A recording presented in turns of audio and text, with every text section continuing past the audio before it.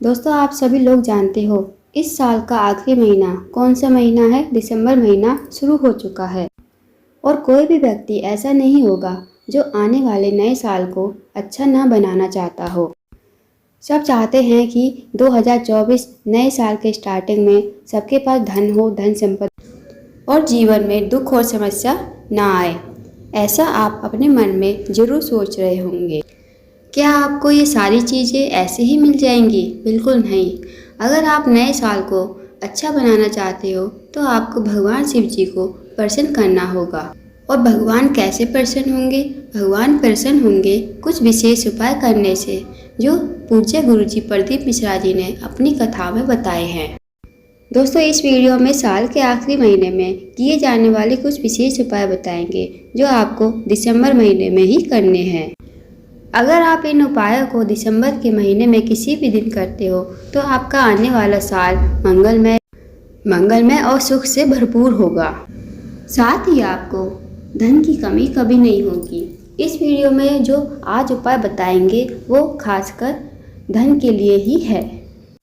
आइए दोस्तों, जानते हैं उपाय कैसे करना है। इस उपाय को आप दिसंबर के किसी भी दिन कर सकते हो और यदि आप अपने 2024 नए साल को अच्छा बनाना चाहते हो तो इस उपाय को ज़रूर कीजिएगा। पहला उपाय जो करना है आपको, यदि आपकी कोई मनोकामना है जो आपकी पूरी नहीं हो रही है तो मनोकामना पूर्ति के लिए यह उपाय आपको करना है। अगर आप इस उपाय को दिसंबर के महीने में किसी भी दिन करते हो तो आपकी मनोकामना जनवरी में ज़रूर पूर्ण हो जाएगी। इस उपाय के लिए आपको एक बेलपत्री लेनी है। बेलपत्री कहीं से टूटी फूटी ना हो, मतलब खंडित नहीं होनी चाहिए। और साथ ही आपको पीला चंदन लेना है। इस उपाय के लिए बस ये 2 सामग्री ही चाहिए।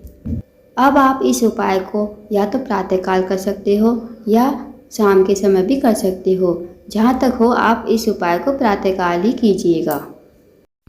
उसके बाद सुबह स्नान करने के बाद आपको पहुँच जाना है शिव जी के मंदिर में।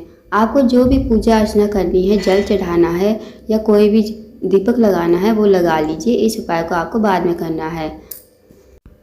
अब जो आप बेलपत्री और पीला चंदन लेकर गए हो, आपके पास जो बेलपत्र है उसका जो डंडी का आखिरी भाग होता है मोटा मोटा, जिसे हम डूट कहते हैं, उसे आपको तोड़ लेना है। बेलपत्री की डंडी का जो आखिरी भाग होता है ऊपर की साइड, वो आपको तोड़ लेना है। फिर आपको पीला चंदन को गीला करना है, थोड़ा पानी डालकर उसे गीला कर लेना। अब जो आपने बेलपत्ती का जो पीछे की डंडी का भाग तोड़ा है, डूट कहते हैं जिसे, उसे पीले चंदन में भिगो दीजिए। पूरा भीग जाना चाहिए। अब बेलपत्र को अपने सामने रख लेना एक प्लेट में। अब जो बेलपत्री की डंडी का जो ऊपर का भाग आपने चंदन में भिगोया है, उसको आपको लेकर जो बेलपत्री की 3 पत्तियां होती है उस पर आपको 108 बिंदी लगानी है। इसी डूट से पीले चंदन की 108 बिंदी लगानी है। इसी डूट से बेलपत्री की तीनों पत्तियों पर लगानी है। दोस्तों, अगर बेलपत्री की तीनों पत्तियों पर मतलब 108 बिंदी ना आए तो आप एक के ऊपर एक बिंदी लगा सकते हो। जब आप एक बिंदी लगाओगे तो आप मंत्र का जाप करोगे, श्री शिवाय नमस्तुभ्यम। जब आप दूसरी बिंदी लगाओगे तो श्री शिवाय नमस्तुभ्यम।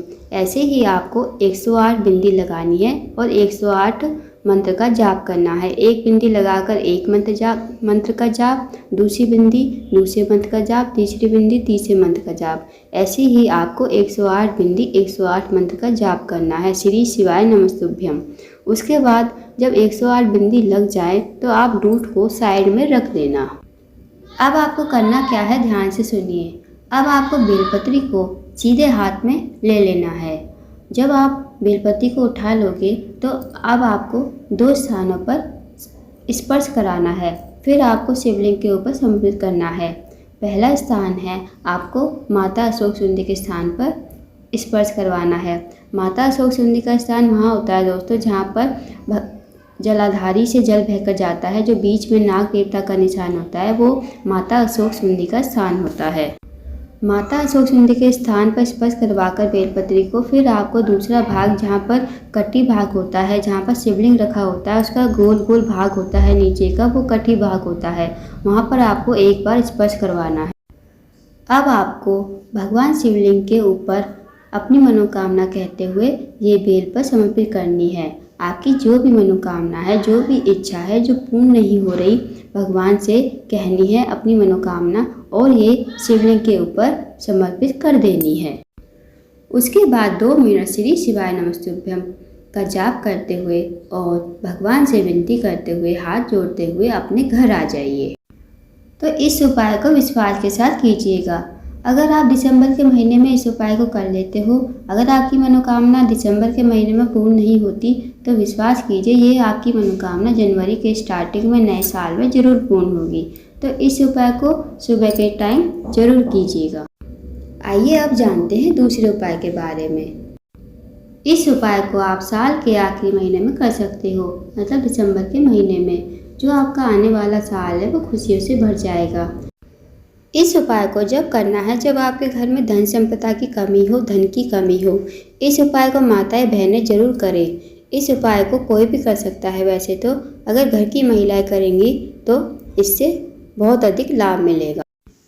इस उपाय के लिए आपको 1 लोटा जल घर से ही भरकर लेकर जाना है और उसके बाद आपको 7 पीपल के पत्ते लेने हैं। पीपल के पत्ते खंडित नहीं होने चाहिए और थोड़े से काले तिल लेने हैं, मतलब 1 चुटकी में जितने आ जाए काले तिल आपको 1 लोटे जल में डाल देना है। और उसके बाद जो हल्दी की गांठ होती है, मतलब जिसे हल्दी का गट्ठा कहते हैं, वो थोड़ा सा टुकड़ा 1 लोटे जल में डाल देना। अब जो आपने 7 पीपल के पत्ते लिए हैं वो भी आपको तोड़कर 1 लोटे जल में डाल देने।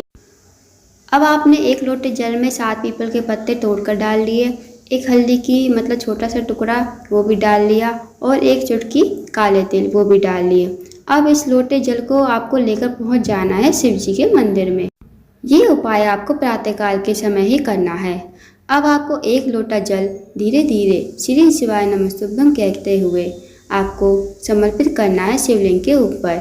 अब जो आपने पीपल के पत्ते डाले थे 1 लोटे जल में वो उसमें बच जाएंगे। अब आपको वो अपने ऊपर छिड़क लेने हैं। फिर वो पीपल के पत्ते आप वहीं मतलब शिवलिंग के पास ही कहीं पर रख देना। अब आपको भगवान से विनती करनी है और अपने मन की कामना कहनी है कि मेरा बुरा समय कभी ना आए, मेरे घर में माता लक्ष्मी का आगमन हो। बस आपको विनती करके फिर घर चले आना है। आइए दोस्तों अब जानते हैं तीसरे उपाय के बारे में, जो कि दिसंबर के महीने में ही करना है। किसी भी दिन इस उपाय को आप कर सकते हो। यदि आपकी नौकरी नहीं लग रही है, इंटरव्यू में पास नहीं हो रहे हो, तो इस उपाय को दिसंबर के महीने में करके ज़रूर देखिएगा। 2024 के स्टार्टिंग में आपकी नौकरी ज़रूर लग जाएगी। दोस्तों जब हम बेलपत्र समर्पित करते हैं भगवान शिवलिंग और नंदी जी को, तो जो भगवान शिवलिंग के ऊपर जब हम बेलपत्र समर्पित करते हैं तो जो चिकना भाग होता है वो उल्टा करके शिवलिंग पर समर्पित करते हैं। वहीं नंदी बाबा की बात कर लेते हैं। नंदी बाबा को 2 बेलपत्र समर्पित होती है। जब भी आप चढ़ाओ तो 2 बेलपत्र ही चढ़ाओ। 1 बेलपत्र नंदी के सामने, जहाँ नंदी के सामने जो स्थान होता है वहाँ पर, 1 बेलपत्र नंदी के सिर के ऊपर। पहला बेलपत्र नंदी बाबा के सामने जो खाली स्थान होता है वहाँ पर समर्पित करनी है। जो बेलपत्र की डंडी का मुख होता है वो नंदी की तरफ और जो बेलपत्र की पत्ती का मुख होगा वो शिवलिंग की तरफ होना चाहिए। और जब हम दूसरी बेलपत्र चढ़ाएंगे नंदी बाबा के सिर के ऊपर, तो जो बेलपत्र की डंडी का मुख होगा वो भगवान शिवलिंग की तरफ और जो पत्ती का मुख होगा वो नंदी की तरफ। बस आपको नौकरी इंटरव्यू के लिए ये छोटा सा उपाय दिसंबर के आखिरी महीने में करना है। इस उपाय को जरूर कीजिएगा। अगर आपकी नौकरी इंटरव्यू में सफलता नहीं मिल रही है तो इस उपाय को करके देखिएगा। 2024 स्टार्टिंग नए साल में आपकी नौकरी पक्का लग जाएगी। अगर जानकारी पसंद आई हो तो वीडियो को लाइक शेयर करके चैनल को सब्सक्राइब करें और कमेंट बॉक्स में श्री शिवाय नमस्तुभ्यम हर हर महादेव जरूर लिखें।